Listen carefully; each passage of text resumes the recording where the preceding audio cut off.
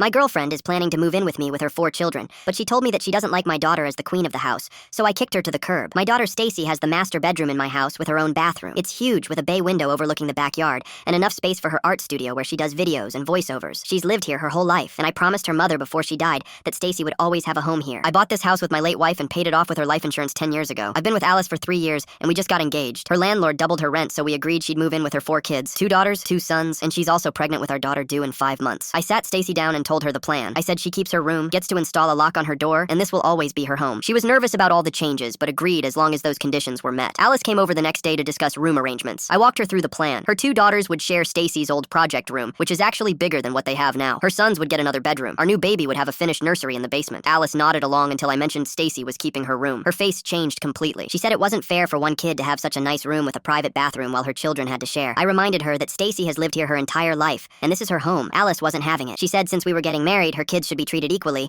and that meant Stacy needed to give up her room. I told her no. Stacy's room was part of the deal. Alice started listing everything she thought was unfair. Why does Stacy get the big room? Why does she get her own bathroom? Why does she get to lock her door like she doesn't trust us? Why does she get paid for babysitting instead of helping family? Why does she get her dead mom's car automatically? Every question made my blood pressure rise. I stayed calm and explained that Stacy was giving up her project space already. She was making sacrifices too. The house has 4 bathrooms total, so there's plenty for everyone. The lock is for her privacy because she's a teenage girl who's about to live with 4 new kids and a baby. The babysitting payment is because she didn't sign up to be a built-in nanny, and the car was her mother's. It belongs to her. Alice crossed her arms and said I was treating Stacy like a spoiled little princess. She said I was letting my daughter be queen of the house, and her kids would always be second-class citizens here. She accused me of playing favorites and said if we were really becoming a family, I needed to make everyone equal. That's when I lost my patience. I told her Stacy isn't just another kid. This is her house. She lost her mother. She's been through enough. And if Alice was coming into this situation with wicked stepmother energy, then we had a serious problem. Alice's voice got louder. She said she wasn't being a wicked stepmother, she was being practical. 6 kids can't live in a house where one of them gets special treatment. Her kids would notice and resent Stacy. She said I was setting everyone up for disaster. I stood up and looked her in the eye. I said my daughter comes first. Period. This house is her inheritance. These rules are set in stone. If Alice couldn't accept that, then maybe she should reconsider moving in at all. Actually, maybe she should reconsider this entire relationship because